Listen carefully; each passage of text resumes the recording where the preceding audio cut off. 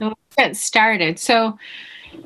Tonight we have our public hearing on the superintendent's proposed budget, which was voted to be taken up by our committee last Tuesday. And then we have a budget discussion following that. I think we're going to reverse the order so that we can follow up on some of the questions and information that was asked for at the last meeting. And that way the public will have the opportunity to kind of hear the most up-to-date information prior to their comments. So I will go ahead and turn it over to Javier and Kathy, who will get us started with that. Great. Thank you, Mr. Varro. So as you noted, we are going to start with just us sharing with you information that was requested at the last committee meeting, so that you have all of the up-to-date information. And then we, after we're done with that, we would like to open it up so that the public can comment on the budget as it stands with those updates. And then after that, if you have any additional questions for us based on what you heard in public comment, or additional things that came up as we walked through the data that we're sharing tonight, then we'll have an opportunity to do that. And then we thought we would just spend a little bit of time talking about the meeting on Thursday. So that's kind of our agenda for tonight. Any questions or comments on that before we roll? All right. So we just maybe to sort of walk you through what is in the what's in the board packet. So you have in addition to the budget book and the sort of the overall spreadsheet that we shared with you at the last meeting that sort of walks through what is proposed in the general fund, as well as what's proposed to come out of federal funds. So that's all in the packet. That was information that was previously in the packet. In addition to that, we added the LAU plan, which was one of the requests that we had from the board. We've also linked it in the budget book so that anybody who's going to the web page and going to our budget development sheet will have access to the LAU plan either directly as the LAU plan or from the link in the budget book. And then we also included the spreadsheet that sort of analyzes our social work and mental health supports at schools. It's something that Assistant Superintendent Nally had mentioned during the Finance Committee meeting last week, and I can't remember exactly who, but asked to see that. So we've added that. It's there as well. And we are working on the federal program narratives. Some of them are done, some of them are not.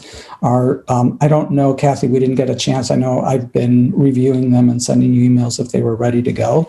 So I don't know if you got a chance to do anything with those, but we will have those, shortly, and definitely we'll have an addendum to the board book for Thursday's meeting that will include all of those, all of the budget narrative documents, similar to the ones that we did for all of the general fund, proposals. We also have that for the federal funding, and so those will be online and available shortly. So with that, I'm going to turn it over. What we wanted to walk through in person and explain is the comps that I believe Chair Figdor had asked us for. So Kathy is going to do some of them. I'm going to do some of them, and we'll take any questions you have.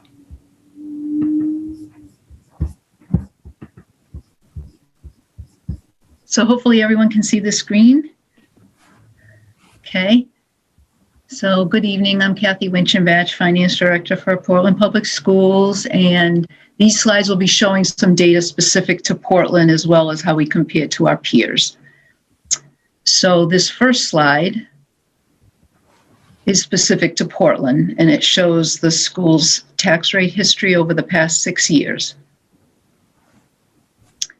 And then this next slide demonstrates the rise in the city property tax valuations, which has in part allowed for the tax rate increases seen on the previous slide.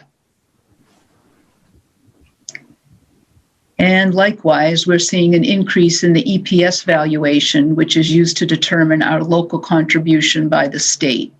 So the EPS stands for Essential Programs and Services. It's also referred to as our state subsidy. And our local contribution is calculated by the state based on the state's EPS valuation times the state mill rate. So in our case, we can see that the state equalized valuation for FY21 had increased to $11.1 billion.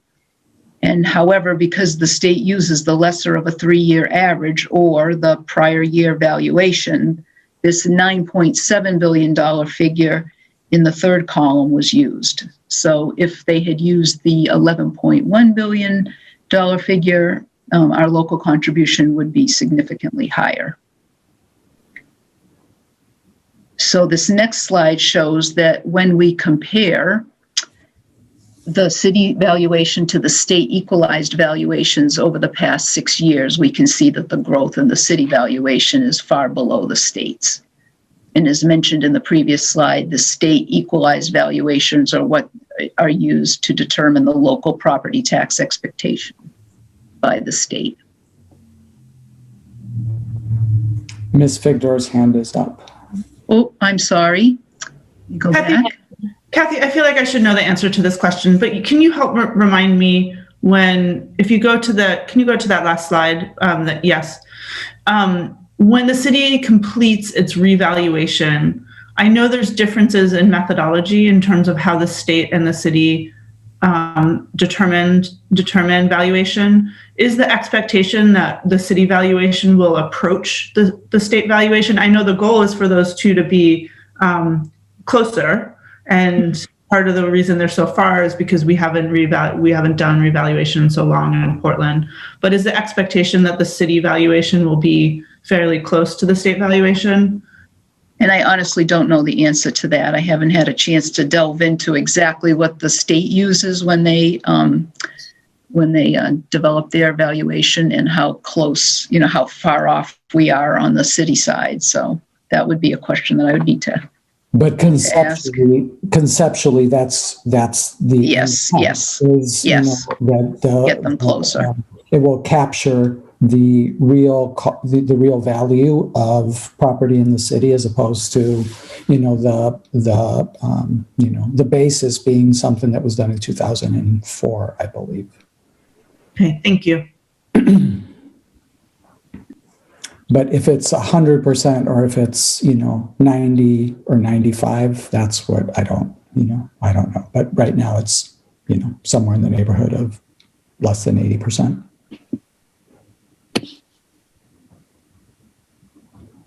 Are there any other questions? Sorry, it's just start to see this in graphic form, and thank you so much for doing this, Kathy. But to see the relatively, we know every year that there's been a little bit of a rise in the city valuation. Yeah. To see it in this form really highlights how quickly, how far, how much more quickly the state is assessing that our valuation is increasing compared to the city. Are there any other questions? That's it for now. Okay. I can't see all of my screen. Thank you. Okay. So this slide is not really to show any specific relationship or interdependency between the state and the city valuation, as much as to just show the comparison or highlight the big differences right now, as we just discussed, between the local and the state levels. So the higher the state EPS valuation here, the greater the tax burden at the local level. And that's, using the state's methodology that the local level is better able to afford or fund a quality education for its population. And the last column just highlights the differences in each component that we're quite a ways off, as we just discussed on the valuation. And there are differences in the mill rates and the local expectation. Can I just pause on that for a second, because I think it's important. I think, many of the board members know this, but I don't know that everybody does, that that local share in the last column, the difference, that is additional over what we are required to spend by the state. That is what we determine that we need to spend over and above what is the local allocation requirement. And we will have slides that show, how that compares to other municipalities as well.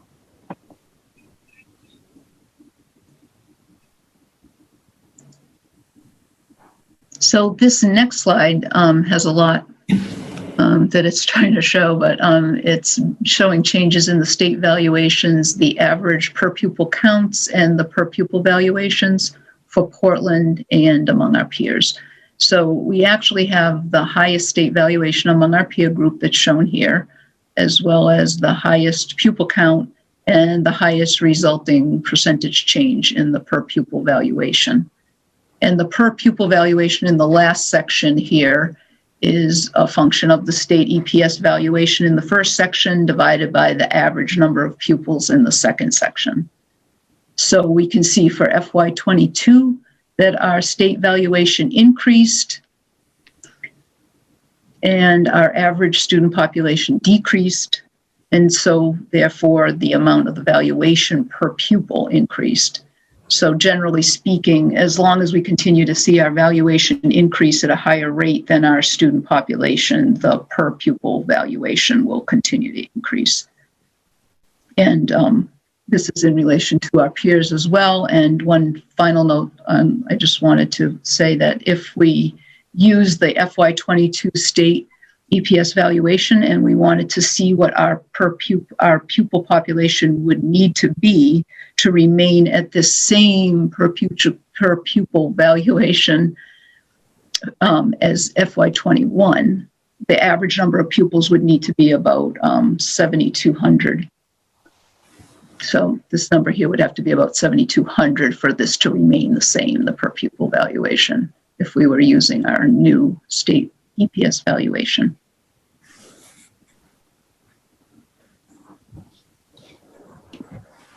So here are our pupil changes. Emily, your hand up. I'm not looking at that screen. I'm so sorry. We'll cue you. Okay. Okay.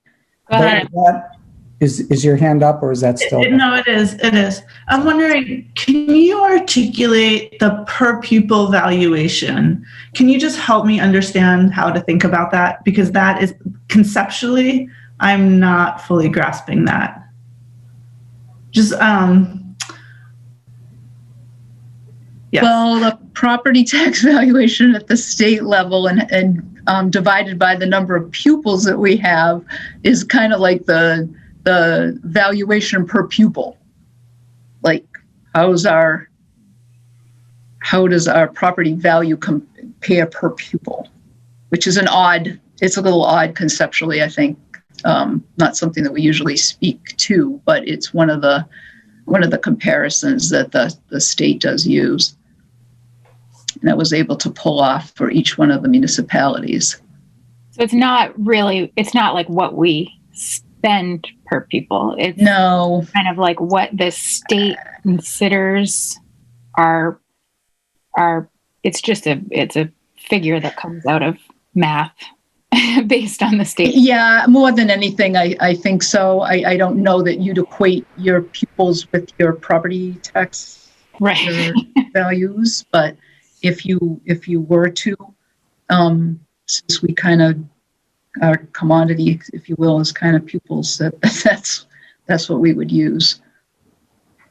And I think the point maybe is just that they've all gone up because the pupil counts for the most part are either staying the same or going down, and the valuations are going up.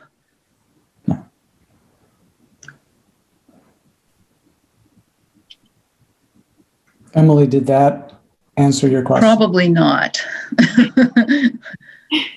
I think so. I'm not finding it incredibly meaningful. I get the, you know, I'm looking at our neighboring and other communities, and I'm taking something away from it. So how's that? I think that's the main purpose of it, is to show that, you know, everybody is also, their valuations are also going up, and their enrollments are generally, you know, dropping with the exception of Yarmouth. And that, you know, even in that, you know, sort of consistent pattern, that our per pupil valuation is, you know, is among the highest, but it's also the biggest jump from one year to the other, without us having the biggest decrease, right? So, you know, our decrease is, you know, one of the, you know, sort of in the bottom half of the percentage change in student population. Right, thank you.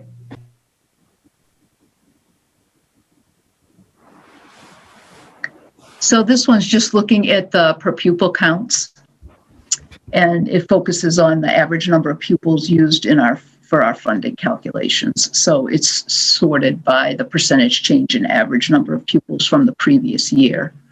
And as you can see from this slide, all but Yarmouth really have seen a decrease in the average enrollment figure used for this particular calculation.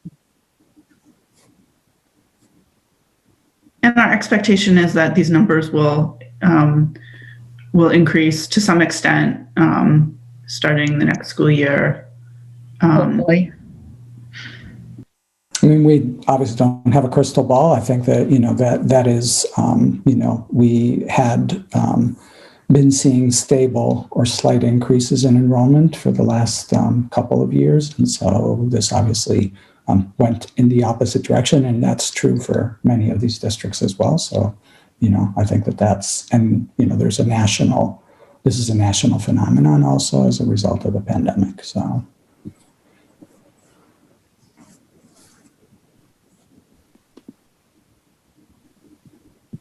Ready to move on, or anyone? Okay. So this next slide has separate EPS rates that are calculated for elementary and secondary pupils. And the EPS rate per pupil is really a function of many factors. The number of attending pupils, the state salary matrix for staffing, the FY22 change in the student-teacher ratio for grades 1 through 5 went from 1 to 17 to 1 to 16, and changes in the other support per pupil costs are all some of the factors that come into play in calculating what these EPS rates per pupil are. And this EPS rate is then taken, and it's used as one component to calculate the operating cost allocations that are based on the average number of subsidizable students in the district. So it's really, this is one component in a layering of calculations, but it does show that both our elementary and secondary rates per pupil have increased, as well as how our increase compares in relation to our peer group. But to cite one factor as to why these are going up is a little bit more complicated and difficult. But in general, like if the salaries increased and all other factors remained the same, the EPS per pupil rate would increase. And there are some other factors that come into play here that have account for the increase. But I think that, again, one of the points of this is that all municipalities are seeing an increase. And that could be a function of the number of students being lower for this year. And so, Kathy, the sort of the bottom line from this is that when we looked at that 74 million that the state said we should be spending, that is the result of applying these formulas times the number of students in each of those subsets, right? A component of that, yes. Yes. This all trickles down into that.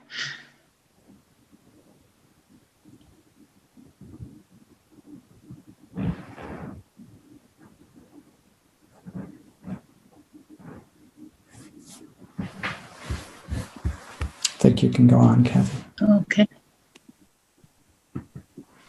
This slide shows the state subsidy as a percentage of our total budget and as we compare to our peers. So this is the FY21 because we've got the latest available information and looking at the FY21 state subsidies for each municipality to see what percentage of the budget the state subsidy comprises.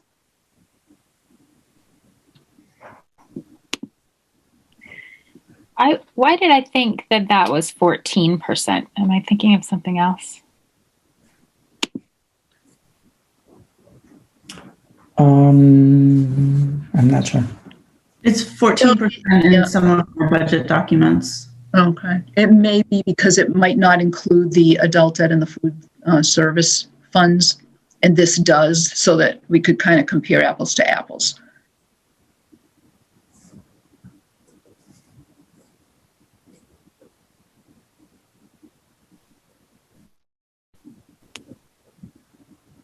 I don't see any other hands.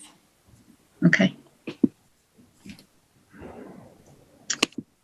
And this slide is ranking in two different columns. So the schedule to the left is showing the just where Portland ranks to our peers as it relates to our school portion of the FY21 tax rate. So we're at 1169, ranking 5th here. And then on the right side, this schedule is ranked by the total city tax rate.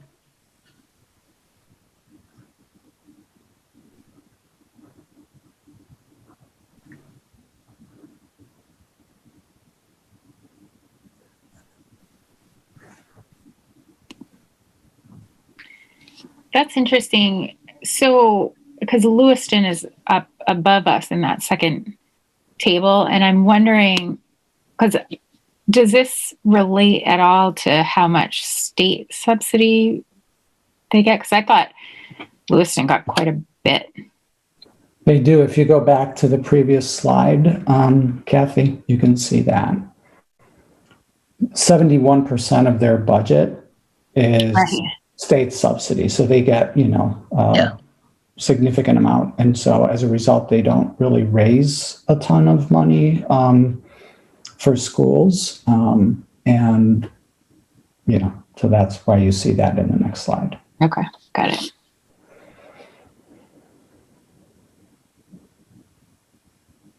And that's the last slide before I turn it over to the superintendent. There are a couple of slides at the end that I may be addressing again, but are there any questions? Go ahead. Any other questions for Kathy before we move into my portion of this? I don't see any hands raised. Okay.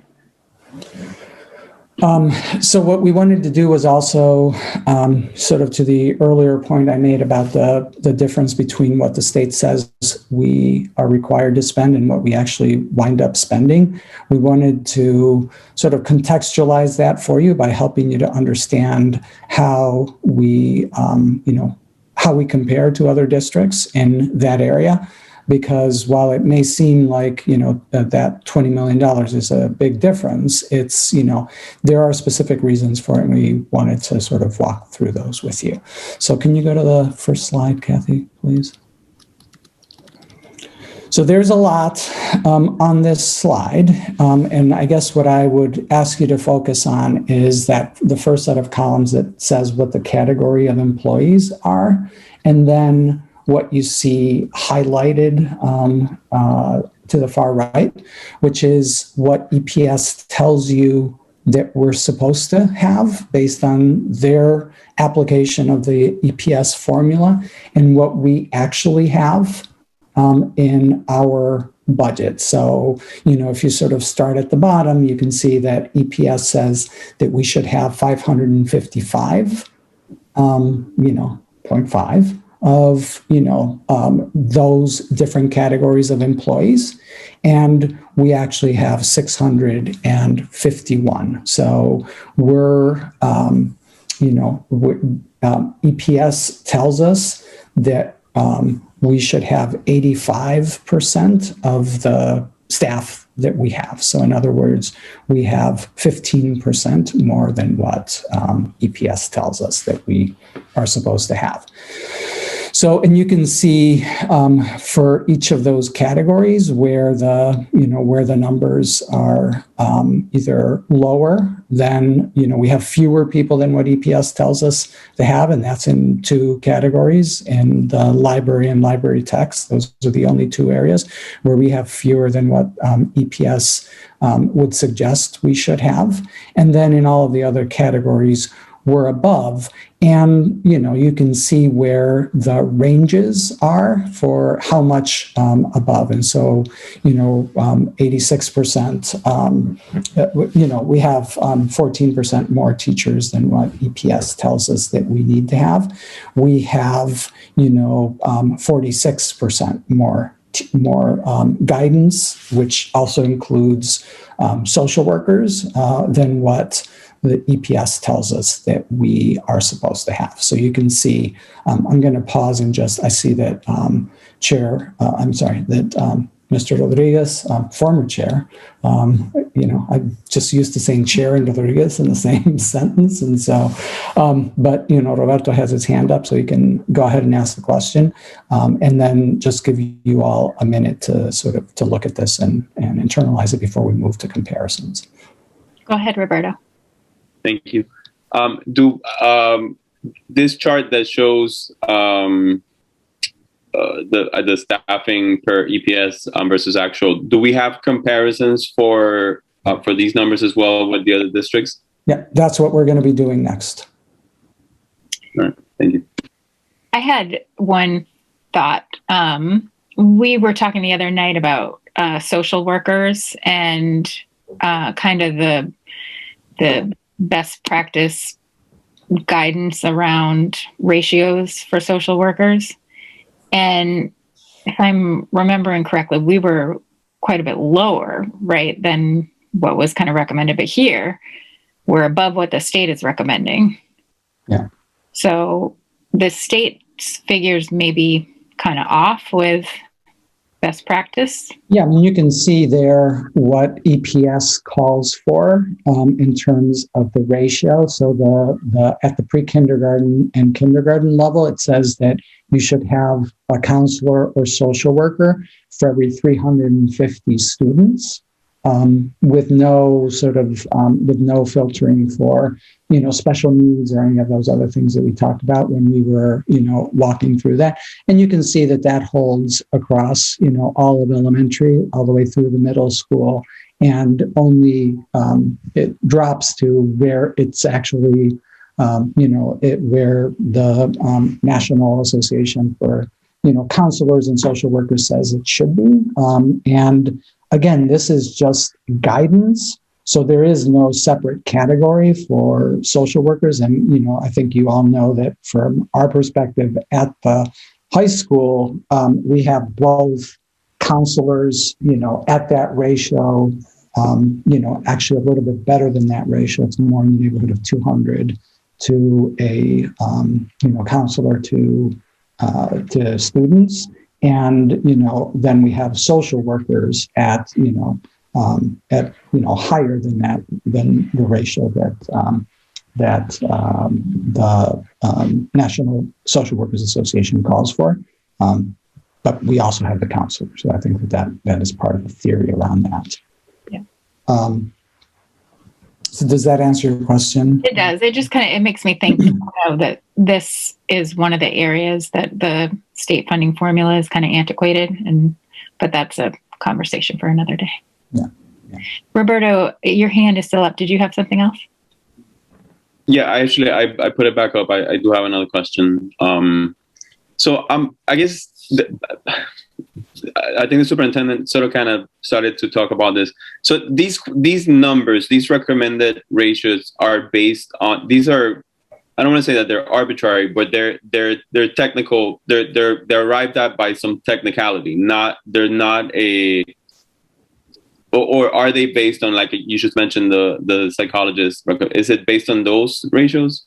I'm not. I know that those factor at some level, but the essential programs and services formula is very complex. I think sort of the narrative that exists around it is that it was primarily grounded in what high performing districts, as measured by the folks that did the formula, what they actually, what their staffing looked like, and that was the basis for it. To the extent that, that those districts used some of the national organization standards and things along those lines to make their staffing decisions. I'm not 100% sure to what extent that factored into it, but, you can see, like librarians, there's an element of this that is sort of efficiency, which is, sort of larger schools that, only have one, person and, in their, so, let's take nurses for example. We only have a couple of schools that have 800 students. So both of our high schools, they each have a nurse, but because they're large, they also have a health assistant, which is not even, really included in this, in this formula, but we also have a nurse at, Presumpscot, and we have a nurse at, Longfellow, schools that are significantly smaller than that 800 number that is, that is outlined here. So, I think that that's the idea, is that with larger schools, you're able to operate more efficiently, in things like administration and those special positions.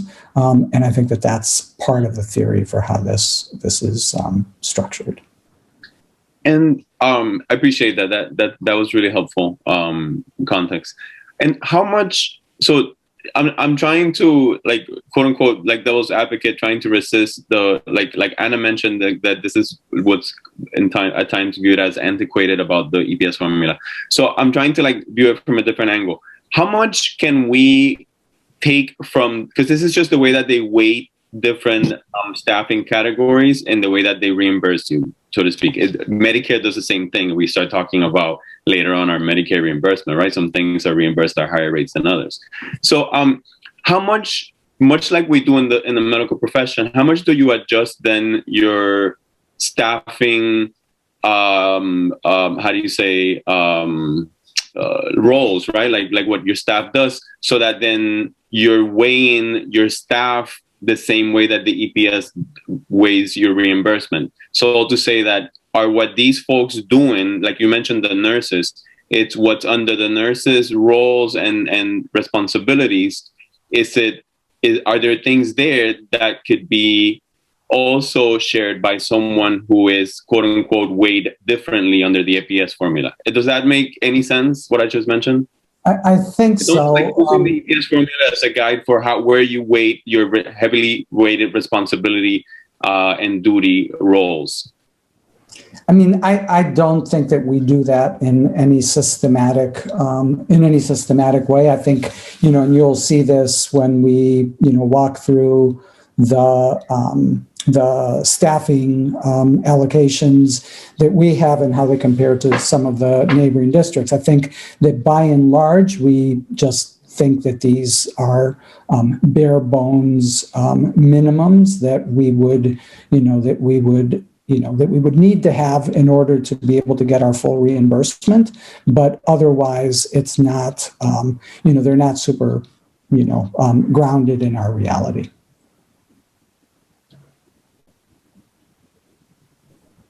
Any other questions about this sort of general thing? Because now what we're going to do is we're going to walk through each of those categories and how we rank compared to other districts that are comparisons.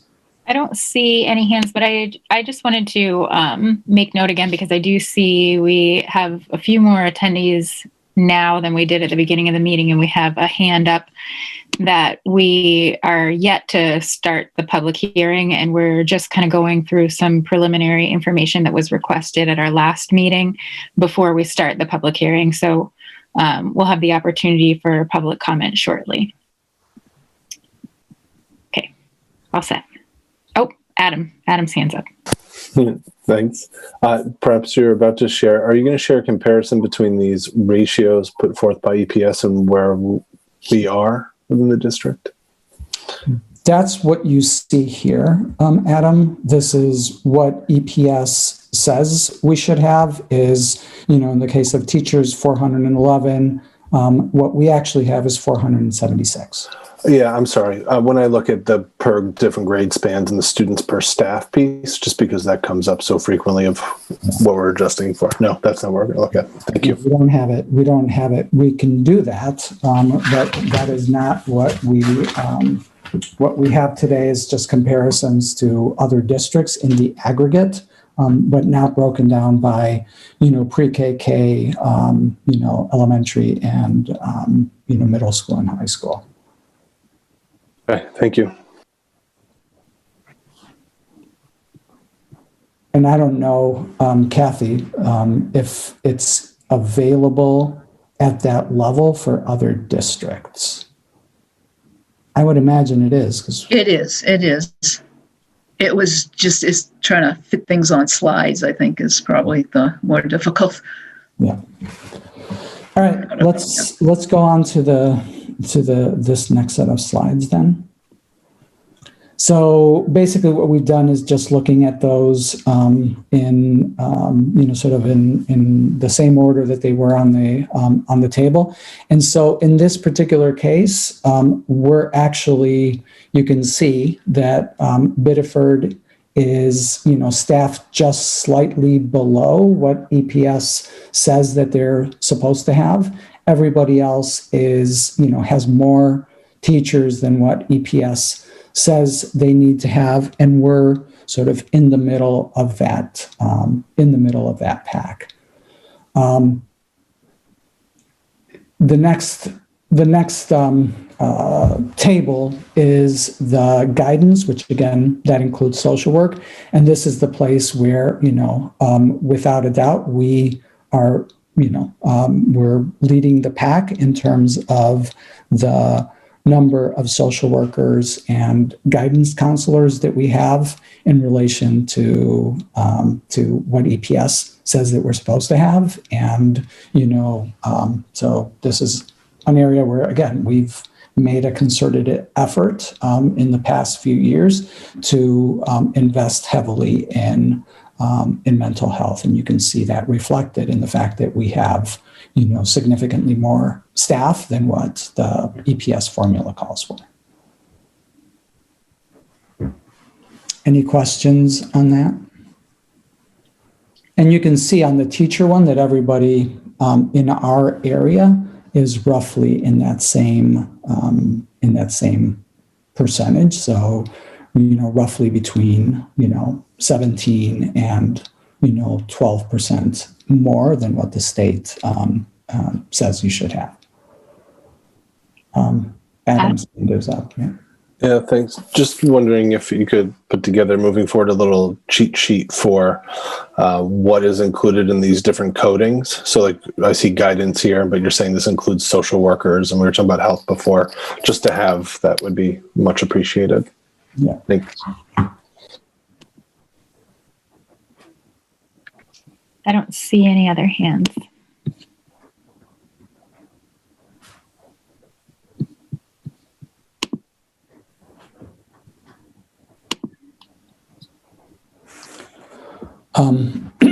Okay, so let's move to the next slide then, Kathy.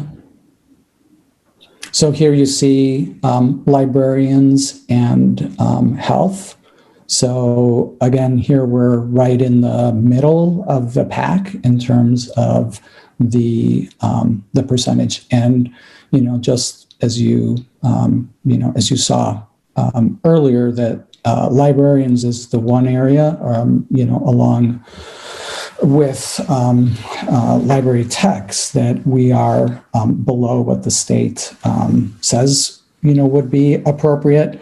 And you can see that that's true in many districts, that's one area where, across the board, people tend to be, staffed either, right at or just below the staffing that's called for.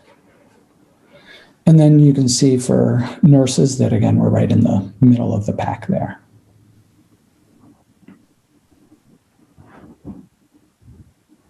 I think Aura's hand is up, Anna. Aura, go ahead. So, Superintendent, I'm just wondering, and maybe this is coming, but I'm wondering in this budget with both librarian and nursing, will you be talking about whether that is increasing that percentage or no? I mean, we increased our staffing in nurses this year, and there is a slight increase that's included in the budget, but we feel that we're in a good place with that. And Okay. Again, we're significantly higher than what the state says that we need. So we're about 33% over what the state says that we should have 8.28. Okay. Nurses, and we have 12.3. It's actually climbing a little bit this year. And so I think we're good there with that increase. And, we have, we've been operating with our librarians the way that they are structured now. There's no reductions or anything along those lines. And we feel that that's working okay, not great. And I know that our librarians would strongly disagree with me and have, on occasion come to the board to advocate for that. But, as you can see, we're not alone in terms of, having fewer librarians than what EPS says you might have. Okay, thank you. Just having the number of 33%, helps me with the nurse to, understand where we're at with that. So there wasn't any change, and I'm sorry, I couldn't recall any positions there wasn't any increase in librarian positions. Correct? No. Okay, thank you.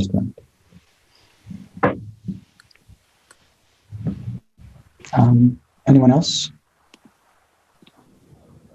All right, Kathy?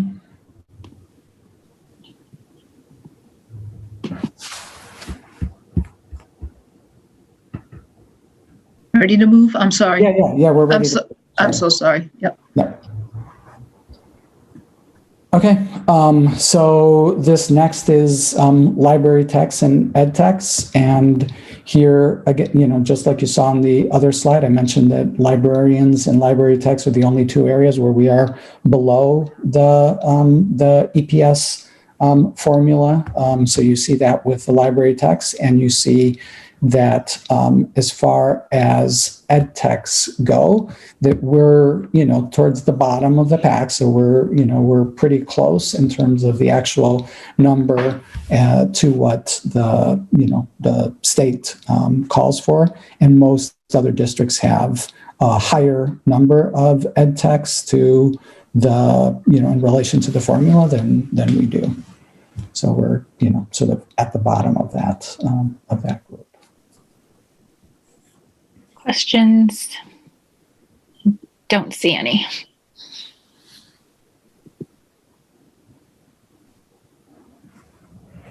All right. And then clerical, which is, all of the school-based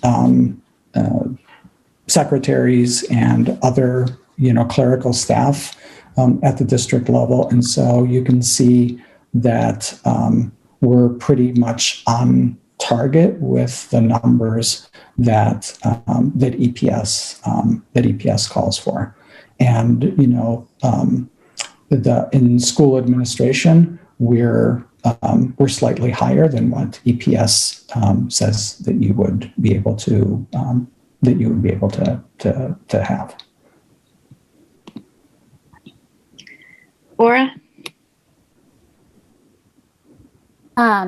Superintendent, could you just help me understand for the administrative piece, just so is the formula looking at, if you're over a certain number of students, would it be having a assistant principal versus not, or what does that look like for numbers if it's more than one administrator? Could you just help with what that looks like if it's more than one, or is it more than just the principal and vice? Is there anything else considered administrative? So if you go back to slide 14, Kathy.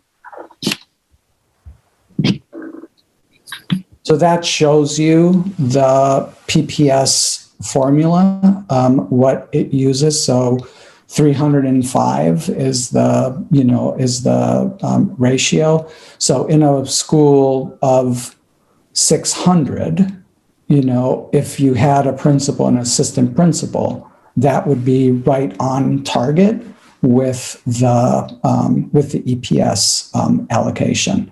And that's in our case, if we don't have any schools that are 600, we have schools that are 500, our middle schools, and we're pretty close there to what the formula calls for. But in a row or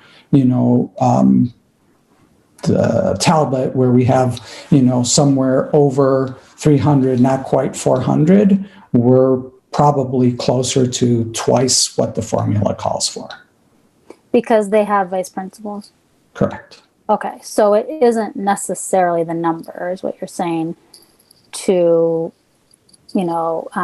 determine that a vice principal is needed. It's not just the number. In our case, we have vice principals at all of our schools, with the exception of Presumpscott, which only has 250 students.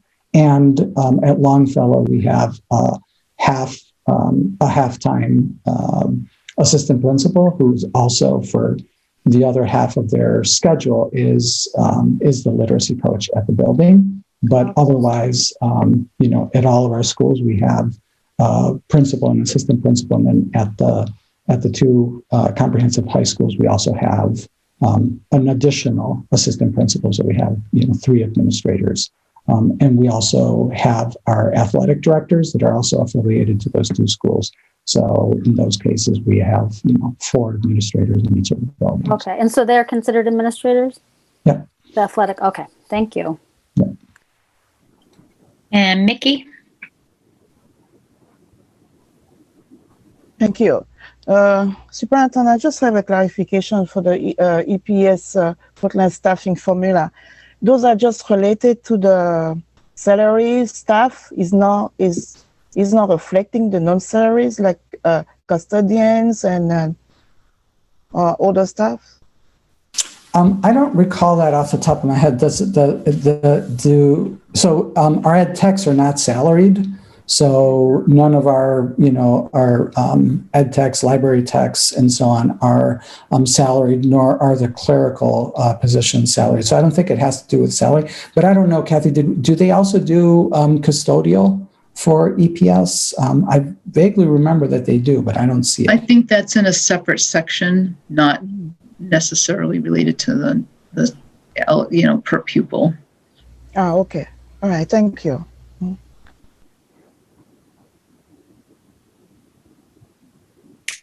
Okay, I think we're good. Yep. I think so. So now I think we're done with those. And then Kathy, were you going to walk through the last 2 slides on the... Yes. Yeah, okay, great. Okay. So there are just a couple more slides here. This one is not the right one because I went back. Sorry. this one right here, comparative per pupil. So this slide just shows the cost per pupil among our peers and where Portland stands. So this again is our total local budget. This is the pupil per pupil count, the average per pupil count that was applied to the FY21 EPS formula. And then this would be the budget divided by the number of pupils to be the cost per pupil. And this is where Portland stands, like right in the middle almost of our peer group.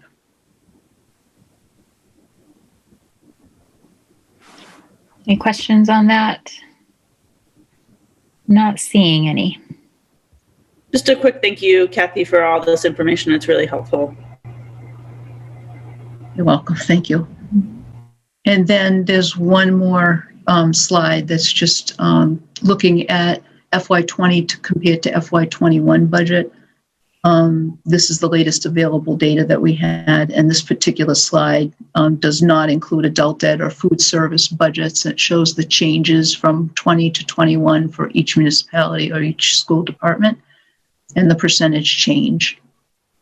And then over in the far right here was just an updated median household income column just for comparison by municipality.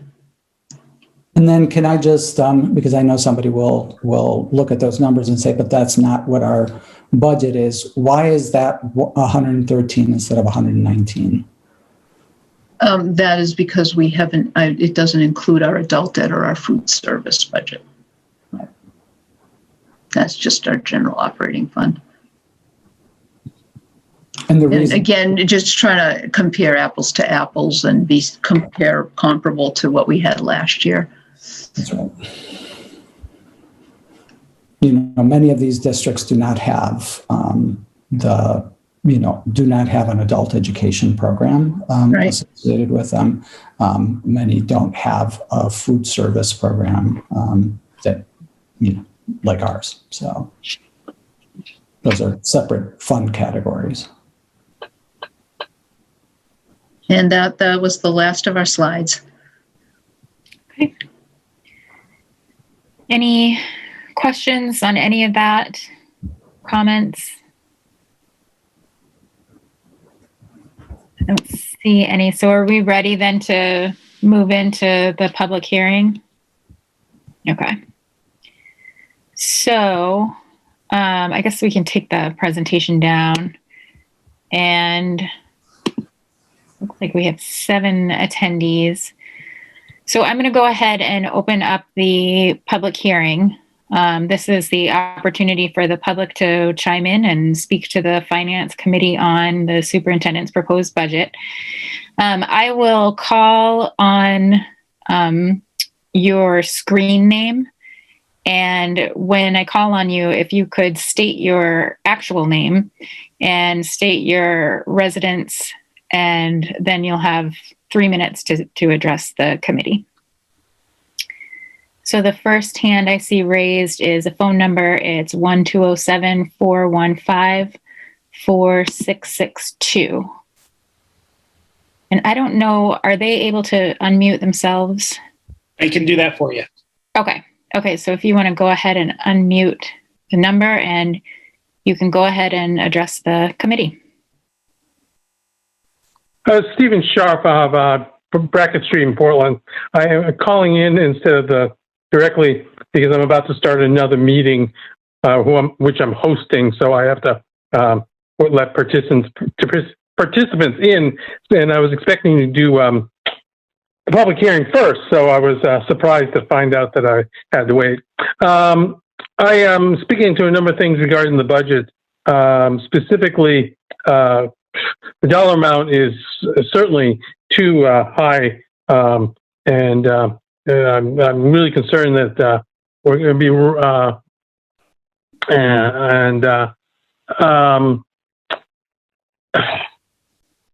it's disturbing that in a time of a pandemic that we'd be asking for so much more money, damn it. I'm sorry, I'm having issues with my other things. Specifically, the fact that it doesn't, although there are two separate projections of enrollment, I personally believe the first enrollment projection is closer to what the reality than the wish list enrollment. That enrollment might go back up to approximately what it was last year. I don't believe that's the case. But be that as it may, the idea that we'd add 40 plus employees in this time of a pandemic just doesn't make sense, and we need to go on from there. I've got to sign off, but I have lots more to say, and we'll look forward to hearing more about what's happening with the budget. So thanks very much. Thank you, Stephen. Okay, so I'm just waiting to see if we have any hands raised.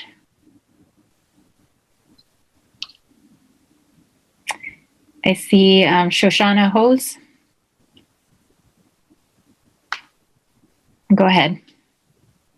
I am unmuted, right? Did you hear my address? Okay. So first of all, I have kind of a question / observation that has to do with the enrollment numbers. I interact with the school department in many different ways. And one is that I mentor a woman who has 2 children in elementary school who are both learning remotely this year. And I just wonder what kind of outreach the school department is planning to try to get those families back in. I mean, in this case, you know, it's very troubling that these kids are home alone, you know, the mom's at work, and who knows what they're doing. But anyway, I just wonder what kind of outreach the school department is going to be doing to try to get back those kids who really are at risk. So that's kind of a question.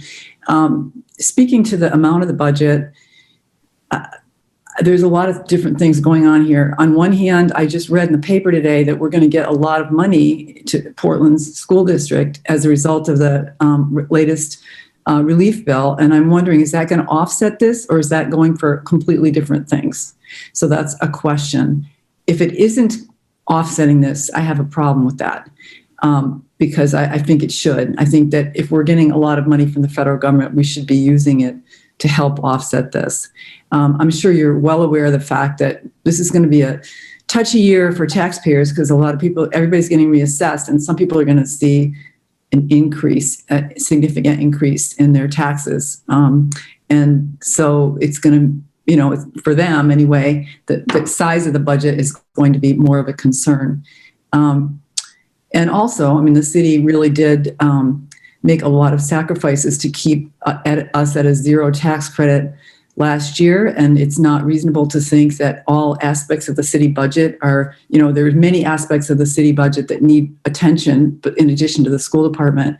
In my neighborhood, we just learned that we're being added to the federal flood zone. I live far from the ocean, and we have major infrastructure issues that we need to keep our neighborhood from flooding. And believe me, I consider that a pretty high priority. You know, I certainly believe in educating kids, but the point is the city has a lot of priorities. So I think you have to balance that.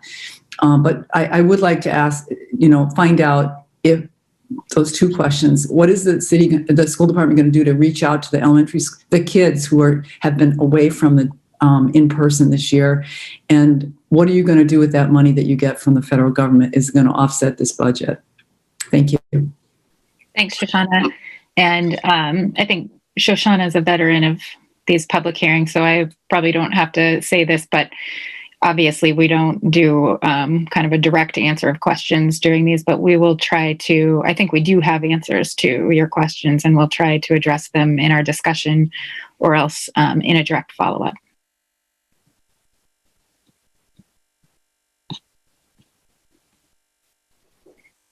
Okay, so I'm just looking for more hands.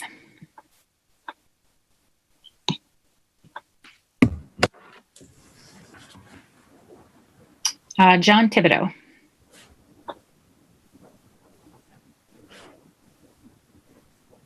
Hello, can you hear me? Yes, we can. Hi, this is John Thibodeau from 114 Clinton Street, and I'm speaking from Equity in Portland Schools. And first of all, I just want to thank all of you for all of your work during this year. Probably the hardest year in 100 years, I would imagine, for our schools. So thank you, first of all. And secondly, the school budget, the draft so far it's heartening to see.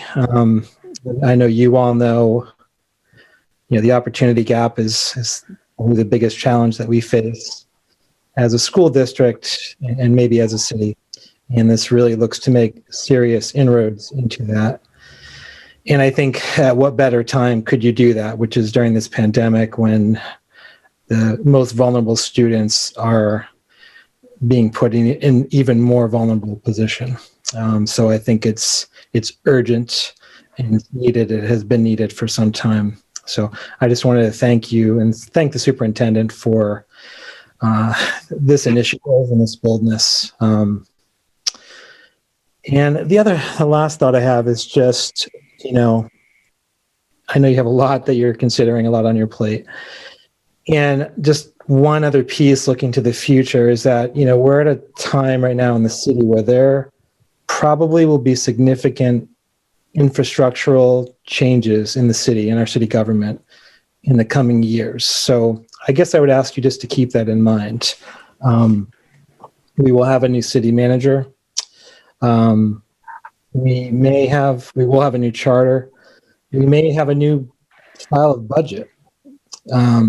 Things could look very different in a couple of years. So I just would ask you to kind of keep that in the back of your mind as you're making these appropriate and bold initiatives, to not limit yourselves based on what you think might have happened in the current context, because that context is going to change. So that's all. Thank you very much, and good luck with all your process. Thank you, John.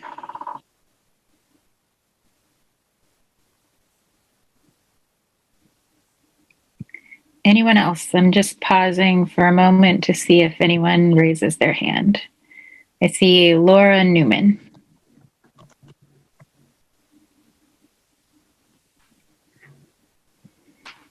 I think we need to unmute. She's asked to be promoted to panelist.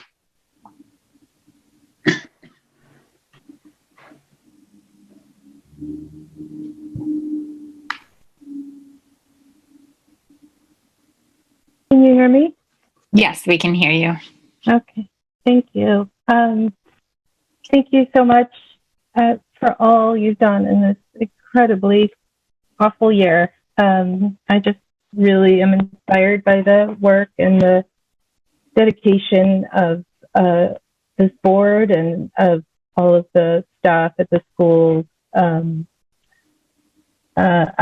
at 75 Bayview Drive. My name's Laura Newman, and I'm just calling or speaking up to say thank you to Superintendent Botana and to the staff of Central Office in particular, who were willing to consider the outdoor learning concept in the midst of all the craziness and try that out. And that I think Brooke Teller has done an amazing job in that position. And I've had the good fortune to do some collaboration with her. I was a classroom teacher, and then I founded the School Grand Greeting Coalition in 2003 and did a lot of work since 2003 in engaging schools and using outdoors to connect children to learning and to nature. And there's so much research showing that this is a good thing and that it works for learning and it's a foundation for STEM. But it's really hard to shift from what we've been doing for so many years and the way education has gone and the focus on indoors and a certain type of learning. So I just want to say thank you. Thank you for supporting Brooke in the position. Thank you for considering continuation of this. And that I think it's a time that's opened the door for a different way of some different strategies, and this is one. And I think it's fantastic that Portland has done this, and I am connected to a national and international network of people supporting outdoor learning and connecting kids to the outdoors. And as you may know, in this country, they are looking at Portland. Portland has made national news and had coverage in a lot of the networks that I'm in, and they're really rooting for the schools that are embracing this and looking to see what comes out of it. So I just want to say, again, thank you, and I'm going to do what I can to see what other support we can find from beyond the school budget. I'm hopeful that there will be collaboration on that, because there's a lot of other people looking to make this work as well. Thank you so much, everybody. I really appreciate it. Thank you, Laura.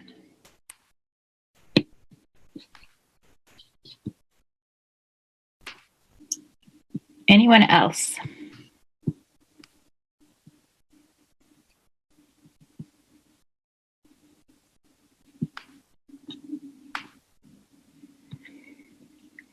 I'm not seeing any hands going up. I'll just wait another few seconds here.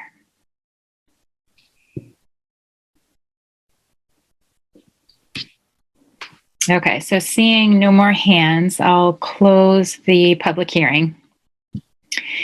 And so I think now we can kind of regroup with any more discussion or questions that we had.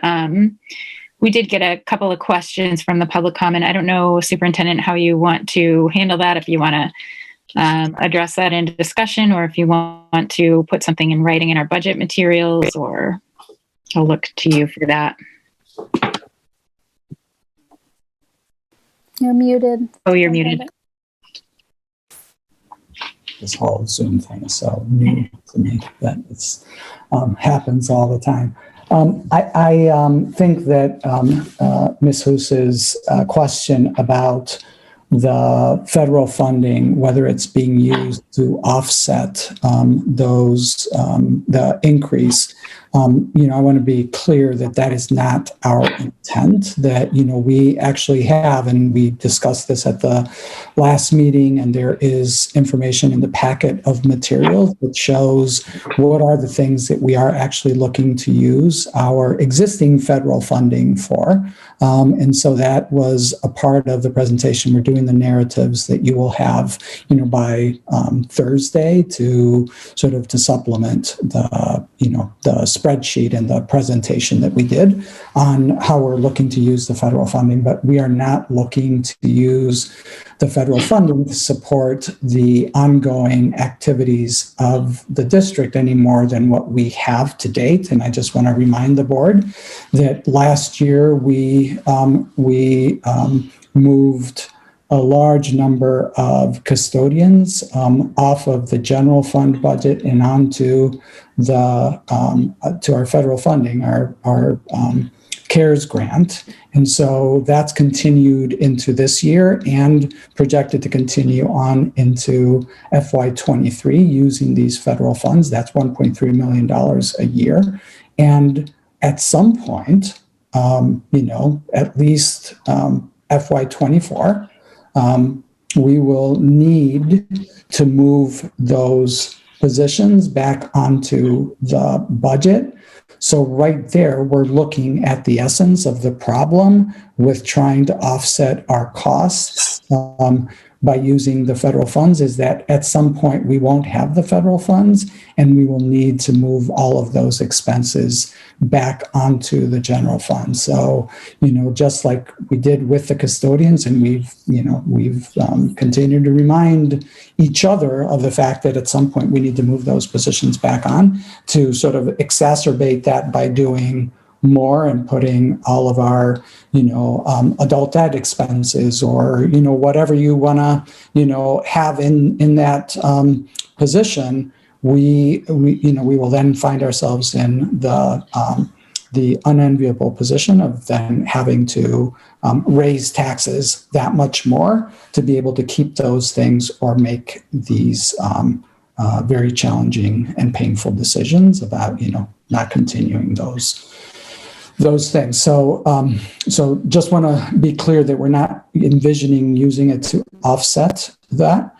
Having said that, the $5 million in investments that we are looking to make using those federal funds are things that, that we otherwise would need to still do, but we would have been using we would have raised our budget by that much more. So, things like our summer school effort, $2.5 million worth of investment in supporting students to do all of the things that we know that they need to do because they haven't been able to do them during the pandemic. And so there's a significant amount of activity that we will be seeing that will be funded using those federal funds. We envision doing that this FY22, FY23, and if the funding is allowed to be used in FY24 and FY24 as well. So right there, if we just assume this, this level of support would continue into those 2 years, we would see another $5 million that would be needed to be able to provide those programs into the future. So it's things like that we envision doing. It's also making sure that we do all of the ventilation and windows and things along those lines that we need to be able to do to maintain our schools in good functioning order so that, ventilation is what it needs to be. Those are the kinds of things that we envision using the funding for. As you know, we also included the costs that we anticipate would be associated with having in-person sort of dedicated substitutes at our buildings. Those are the kinds of things that we're envisioning using the federal funding for. And those are things over and above what we would otherwise do. And, we've tried to also prioritize the things that are sort of one-time expenditures in terms of materials and curriculum development and things along those lines that we're funding out of federal funding, technology investments, things like that, so that we are, so that we're using the resources to be better and not to dig ourselves into a hole.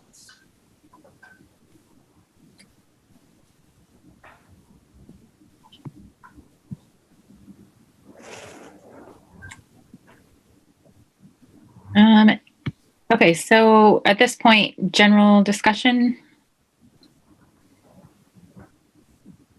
And, if we don't have any specific questions on what we talked about today, we can also kind of talk about the other thing that we wanted to talk about, which is preparing for the Joint Finance Committee meeting on Thursday. Emily, I see your hand is up. Go ahead. We didn't talk about it much, so I just wanted to raise one of the final slides that we saw, which was new information for me, which was looking at our the increase of our budget last year compared to surrounding communities and other cities in the state, and seeing that we had almost the smallest increase in our budget. I didn't realize that other communities hadn't also made similar sacrifices during the pandemic year. And it helps put this, the need for all of, for the investments that we're trying to make this year into perspective, that we put so much on hold last year. So anyway, just noting that I found that slide helpful context that I wasn't aware of. So thank you again, Kathy, for such excellent information. That's a good point. Roberto? Thank you, Anna. Yeah, I was just building off of that. I've mentioned this before because it stuck with me when it was said. Historically, we've not made investments, that were purposely aimed at some of our more marginalized students. And that's why we, when compared with other municipalities across the state, don't fare very well when we compare our lower socioeconomic students and certainly when we break down our outcomes by race. So, given now the pandemic and our acknowledgement that these gaps and these inequities have only widened, and then as Emily just mentioned, we were one of the districts that did not last year make any significant increases, in our tax base. So it's almost like we've already admitted that not doing this sets us back and hurts the most marginalized. And here, under the circumstances in which those people are suffering most, we certainly need to do everything that we can to make up the difference and to pick up that slack. So it certainly seems appropriate and necessary and well aimed in time. So I'm happy. One last thing that I'll say, perhaps I'm not recalling, but I don't think I've ever seen the EPS formula broken down to a per pupil allocation. So that was interesting. I'm not entirely sure and how to contextualize it with the rest of the budget discussion, but that was helpful. Because it gives us better insight into how the EPS formula itself works. So I think that in that, because that's always kind of like mysterious, right? And then also the other part, broken the staff allocation also per percentages. That was also very helpful. And I don't think that I've seen it presented in the way that it was broken down today. So again, just very helpful way to break down information, and certainly a new take for me at least to see it. So appreciate the context. Thank you.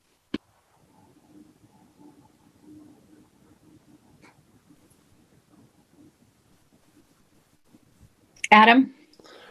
I appreciate tonight's conversation and presentation. I just have that perennial, could we add tonight's presentation to board docs, please? Thank you. Yeah, I really appreciate the information. I know, Kathy, that it took a lot of time to put that all together, but it was really interesting and enlightening in different ways. The state funding formula is it's complicated, it's nebulous, and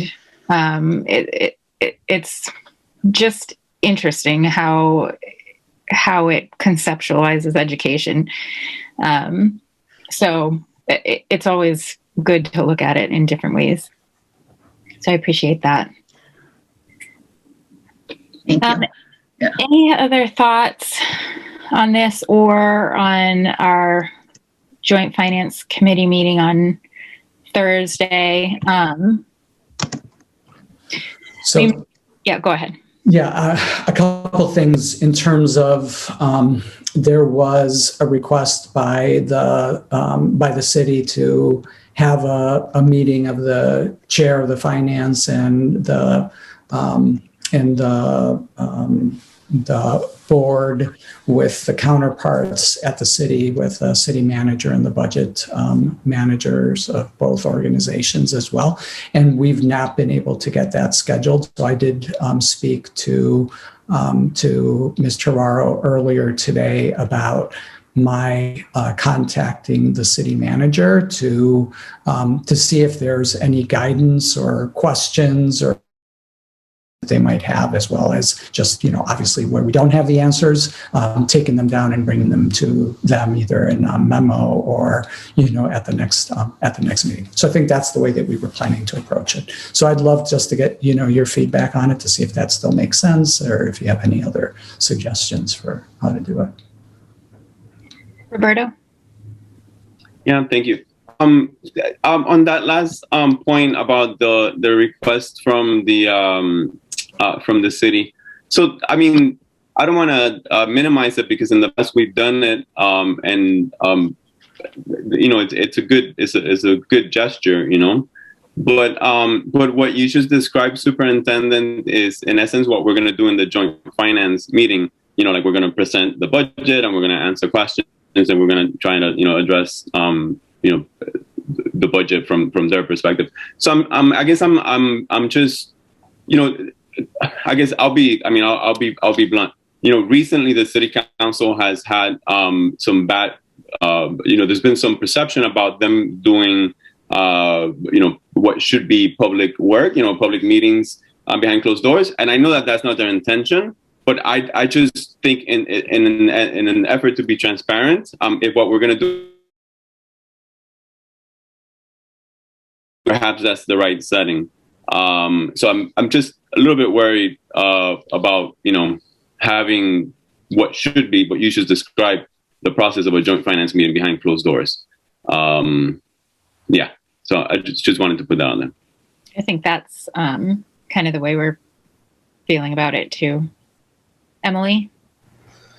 Yeah, I'll just echo that and note that we did meet with the city already behind closed doors, which is not my preference. Myself and Mr. Varro as the chair of the finance committee, and the superintendent and our counterparts, the mayor and city finance director and the city manager. And that was the week before we unveiled our budget. So it was, it was very recent. And we had the opportunity to talk about this year's budget already. And I just think that we have Thursday's public meeting as the next opportunity to engage the city.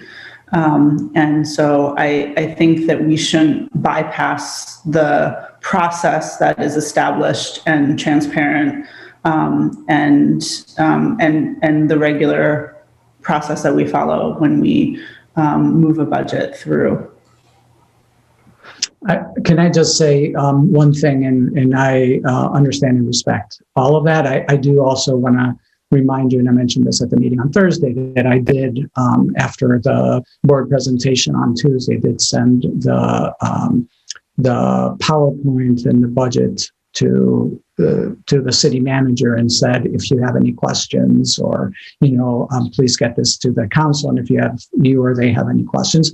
So I don't know that was, that what they were trying to set up was anything other than that. So I think that my doing outreach to Mr. Jennings and finding out if there's any questions or things along those lines in preparation for Thursday's meeting makes, a lot of sense still. And I don't think it's, circumventing in any way the public process. So just want to be clear about that. Yeah. And that's my thought too. Just, staff to staff kind of just, anything in preparation for the meeting. Yeah.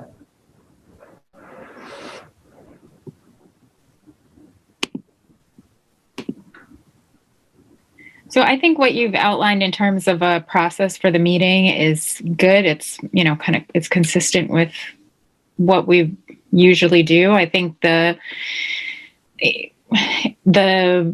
presentation is, it's a budget that's about equity, and that's our narrative this year. I think just generally trying to keep it in that frame and really trying to get the council to understand what our goal is and what we need to support that goal.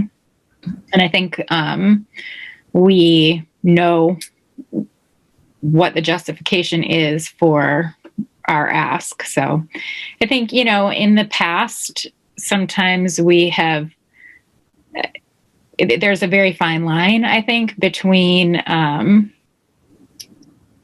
offending, kind of accidentally, perhaps offending when you make an ask that the council may not necessarily be ideologically in line with. So that's a scenario we could potentially run up against. I think, we just need to kind of be aware of that and keep our arguments in a positive frame.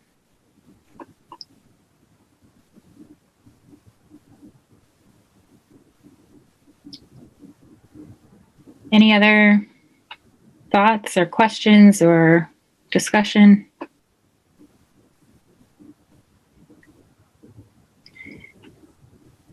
And Superintendent, do you feel like you have what you need from us to prepare for Thursday? I do. Okay. Okay. Well, then, if there's nothing else, I think we are finished for the evening. So I would call for a motion to adjourn. So moved. Roberto, seconded by Adam. All those in favor? It's unanimous.